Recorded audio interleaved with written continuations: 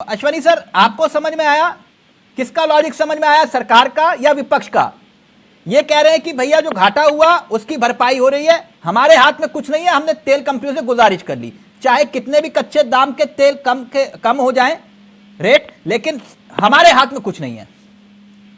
नहीं, देखिए क्या है कि भाई सरकार अपनी बात अपने तरीके से सरकार के प्रवक्ता कहेंगे, विपक्ष अपनी बात अपने तरीके से कहता है, वो दोनों अपनी जगह पे सही हो सकते हैं। लेकिन मैं एक अर्थशास्त्री के नाते मैं इतना बताना चाहता हूँ कि सरकार ने पिछले जो समय में मार्केट में जो क्रूड ऑयल का रेट इतना ज्यादा बढ़ा और उसको उस रेशो में बढ़ाया नहीं यहाँ पेट्रोल और डीजल के रेट को।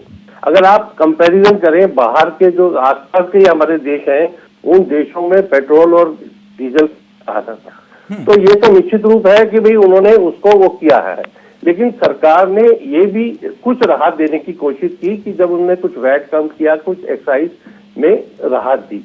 लेकिन हमारे कांग्रेस के प्रवक्ता ये भूल जाते हैं कि इसकी जो भी कमाई है उसका जो है 67% सेंट्रल के पास रहता है और 37% स्टेट भी लेती है।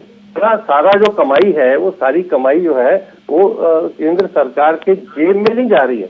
जो पैसा अगर कंपनी भी ले रही है तो कंपनी सरकार को भी उसका शेयर देती है, उसमें जो डिविडेंड होता है, और जो सरकार को टैक्स मिलता है उस टैक्स के पैसे से ही सरकार जो है सारी सोशल इंजीनियरिंग और सारी जो स्कीम जो है सरकार देश में चलाती है। अगर टैक्स नहीं आएगा तो सरकार कहाँ से नोट छाप के, कांग्रेस की तरह तो नहीं है कि उन्होंने उस समय इतने लाख करोड़ के नोट छाप के और मार्केट में डाल दिया और मार्केट को बूस्ट करने की कोशिश की। तो इसलिए ये जो तरीका है कहने का, ऐसा नहीं है। सरकार ने अपनी पूरी कोशिश की है।